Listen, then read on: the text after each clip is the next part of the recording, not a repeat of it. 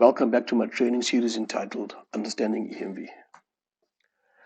We are currently in section 2 of the series, and we are dealing with card terminology and basic concepts of card. In this video, we will focus specifically on concepts and terminology around issuing. So let's begin. What is issuing? In banking terms, issuing describes the entire process of producing a payment card that is personalized to a customer. This process includes the creation of a bank account or a credit account, the production of a card linked to this account, and maintaining the status of the account. Payment cards are a great convenience to us for the following reasons. They're much safer than cash. Remember, if you lose cash or if cash is stolen from you, the money is gone. If you lose your card or if your card is stolen, you do have recourse to have the card replaced and to have the funds reimbursed under certain conditions. Cards reduce the risk of fraud in terms of counterfeiting and forgery, which was prominent in the check environment. Now, for some of you who don't know what a check is, back in the day, the bank used to issue customers with a stack of pre-printed IOU notes. So basically, I'd go into a store, I'd opt to buy a pair of socks for 100 Rand. I'd take the goods, and at the till, I'd open up a checkbook. I'd use a pen to physically write the value of the amount I'm paying, sign it, tear the slip, and give it to the shop. The shop would then take that slip or that check. They would go to the bank, and they would present it to the bank, and the bank would then pay them the cash that was outlined on the check. As you can see, there are obvious reasons why this is risky. Being that this was a paper vehicle, it was very easy to counterfeit, very easy to forge a check back in the day. Cards also make traveling a lot easier. It's a lot easier simply to use your card to pay for goods and services while traveling abroad. It saves you the hassle of having to convert physical cash into Forex. We get different types of payment cards, but these may be broadly separated into either a credit or a debit product type. So let's talk about credit cards first. So what is a credit card? Okay. Credit accounts are a line of credit extended to an individual by a bank or scheme. Okay. So it's not your money, it's a financial organization's money. A credit card is used to access this line of credit. The cardholder may use a line of credit, but he is obliged to pay the outstanding amount, either in full or partially over a period of time. The cardholder must repay at least the minimum balance per payment period. Okay, and this minimum amount is prescribed by the bank. Banks and schemes will charge interest at a predetermined annual percentage rate that you would have to agree to on the unpaid balances. Should you as a customer or cardholder be unable to repay this minimum amount, the bank or the scheme could take legal action against you and try to recoup the money through a collections process of some sort. When you look at debit cards, there is a marked difference, right? So debit accounts are secure holdings for money deposited by a customer or on behalf of a customer. The money in this account belongs to the customer. A bank issues a debit card to a customer that allows him or her to access this pool of funds. What this basically means is that the amount that the cardholder may spend will be restricted to the amount of funds that he or she has deposited into this account. So when you do a purchase transaction, funds will be debited off your account, and they will continue to do so until you have a zero balance in your account. Okay. Once that happens, you may no longer purchase. The transactions will decline. Okay, so the contrast to credit cards here is that there's no obligation for you to make a partial repayment. There's no interest accruing to it. Okay, you spend what you have. So let's have a look at the basic process that is prevalent in all issuing institutions across the world. Okay, and the process is as follows. There is a need by customer who says, look, I need a particular type of payment card, and I'm going to choose to get it from a bank or from a scheme, right? The customer's details, account details, and product details are captured on a card system somewhere, and this may happen directly or indirectly. From this system, an embossing file is produced. You know, historically, this was a magstripe embossing file, which contains sufficient data to produce or manufacture a magstripe card. For us to be able to get an EMV card, we would need to enrich this embossing file. So it would need to go into an enriching system of some sort, and that embossing file would have EMV data added to it. This enriched file is then passed through to a card personalization system, and the data is transferred to a physical card, and the card is produced. Once the card is ready, it is then couriered to the branch, or directed to a customer where it is now ready for use. Okay, so this process looks like this diagram, six basic steps, and we're going to cover each step in detail as we go forward. So step number one, the customer requests a card from bank, and this would depend on what the customer need is. He could require a debit card or a credit card. The customer may request a card through various challenges. Typically you could walk into a branch, speak to a consultant, and open up an account. You could phone into a call center and open up an account over the phone. And what happens, or what seems to be the most common method these days, is to do an online application through either an internet portal or mobile app portal. Okay. The end result of the step is that the customer and the application data will reside on a front-end system of some sort. Okay. So step number two is where the customer, the account, and the product details are captured on a bank's card processing system. So the card processing system, we also refer to it as an issuing system or a host system. So if the data was captured by a call center agent or a branch consultant on a front-end system, this data would need to migrate or move to a back-end system, a host system of some sort. Okay, and this could be done immediately. This could be done at a later stage via batch process. It could be manually done, or it could be automatically done.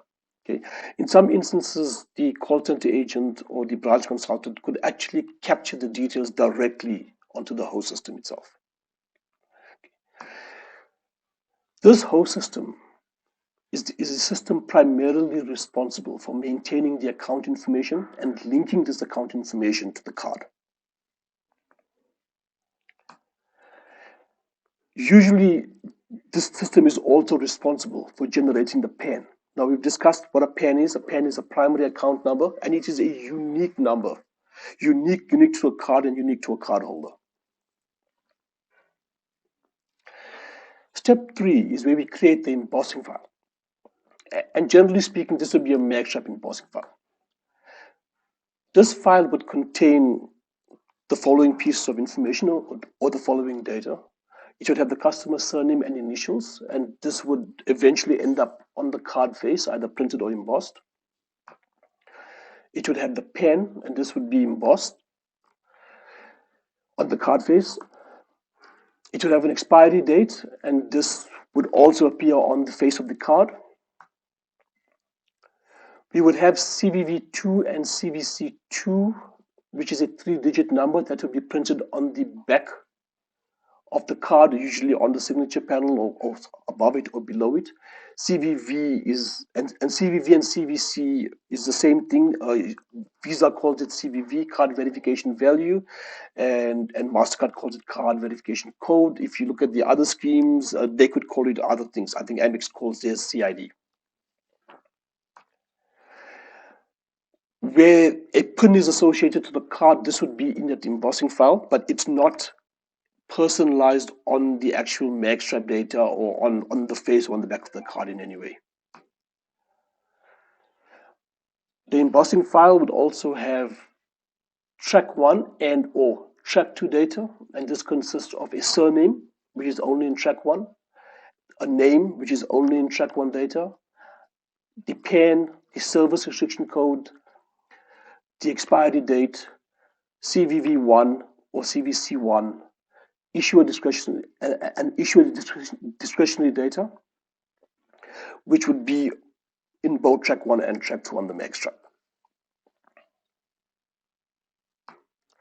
The file would also have product details and or a plastic indicator, and this is an indicator to the, the personal bureau or the team responsible for manufacturing a card to indicate to them which plastic design should be used for this particular product type. Okay, and which stationery must be associated to the card. So when it's packaged into an envelope, you have the correct leaflet describing the correct features and name and description of this product.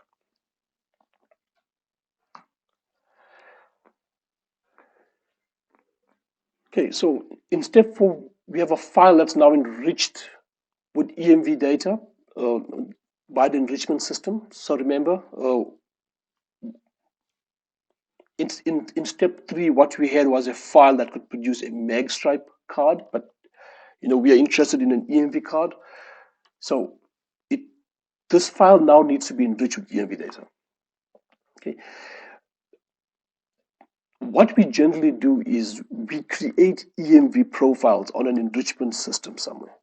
Right? And these EMV profiles may be uniform across all products, or may differentiate at a product level, at a sub-product level, at a bin level. Each issuer does this differently. Okay, but the EMV profile is a collection of tags that will determine the behavior of the card in market. Right? It's the conversion of the rules of the product into a technical into a technical EMV tag that the card uses to make decisions during a transaction.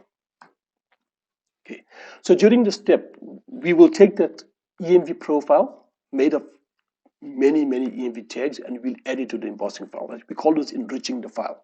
Okay, and in a later EMV issuing section, we will discuss some of the tags that are added to the embossing file. The enrichment engine is linked to an HSM, a hardware security module, and it is this piece of equipment or hardware that stores secure keys and cryptographic artifacts that may not be visible or open to viewing by everyone, or by anyone rather. The HSM is a tamper-sensitive device that, if it suspects it's being tampered with, it will commit seppuku. It will kill itself. Okay, and so all keys, all cryptographic artifacts are stored here, and they're protected here. And during the file enrichment process, the necessary cryptographic artifacts will be added to that file. Okay. Next, we pass the enriched embossing file to the personalization bureau, or we call it the personal bureau or an embosser. And this personal bureau may be an external company contracted to a bank to produce cards on their behalf, or it could be a team internal to a bank where they've got the necessary resources, they've got the necessary hardware and software to be able to produce cards. When the file is transmitted between the host system and the card personalization system, okay, the file is encrypted, so none of the data on that file is in the open or is in the clear. Okay. There are stringent security protocols required at the embosser, and this is both from a physical access perspective, as in who may access which area of the plant, as well as from an IT perspective. So down to access to hardware and access to software, and this access is the security is audited by the card schemes on a regular basis. Okay, so once the file has been received by this card personalization system, the relevant plastics are used and the card is produced. The card is bundled into the relevant set of stationery, put into an envelope, and it's ready to be dispatched to the customer. Now, when the embossing file is sent to the Postal Bureau, usually we send a separate file which maps the card number to the delivery details for that card. Okay, and so this file will indicate that this particular card should be delivered to a branch where the customer will collect it, or it should be put into regular mail, or it should be couriered directly through to the customer's home. Usually there's a system called a track and trace system in place, and this will track the status of the card from the time it's ordered until the time it's delivered to the customer. So should a customer, phone the call center after 3 days and say, hey, I ordered a card 3 days ago, I haven't received it, can you tell me, what's the status of this? The call center agent will be able to check the track and trace system and tell them, yes, the card has been processed, it's in the warehouse and we're waiting for the courier to deliver it to you, right?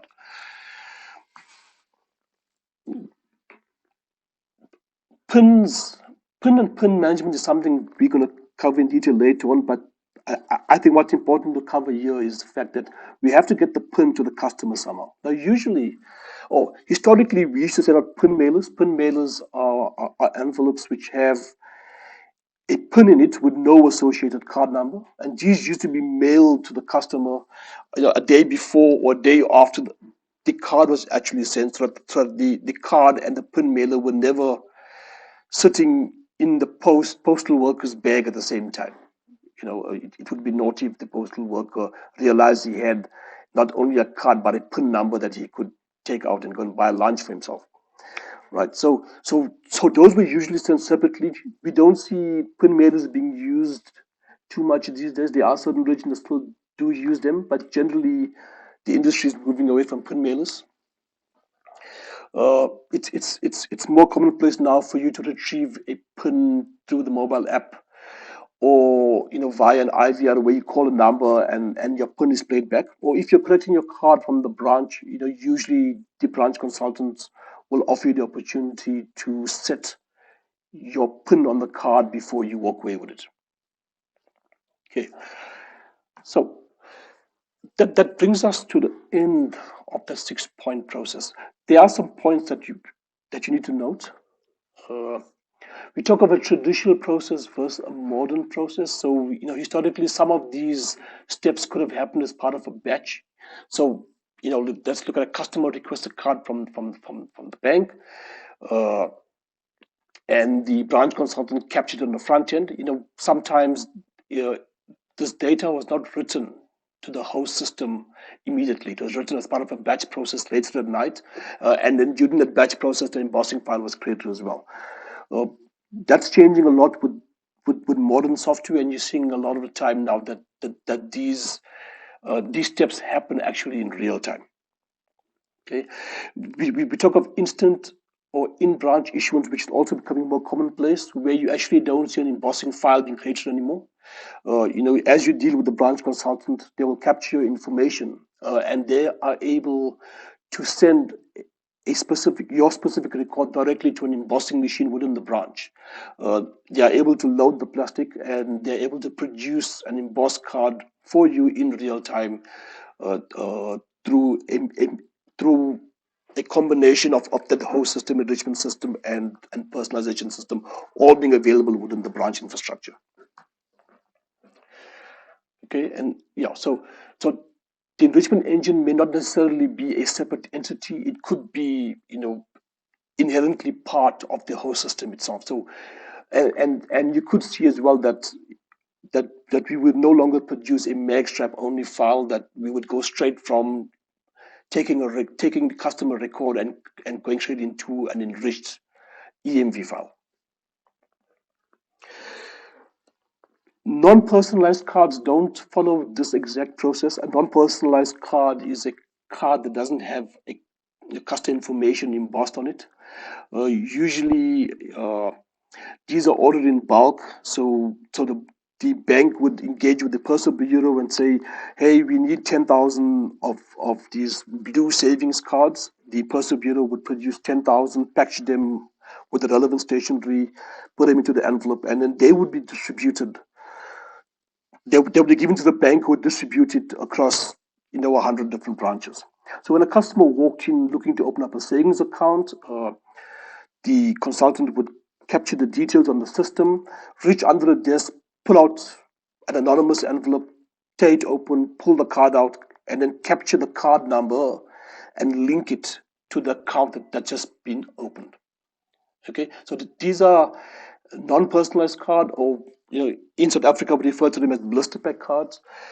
They come with standard packaging and stationery, and these are usually distributed to branches, and in some instances the cards available in self-help kiosks. Okay, so that brings us to the end of this particular part of section 2. I look forward to catching up with you guys again in the next video.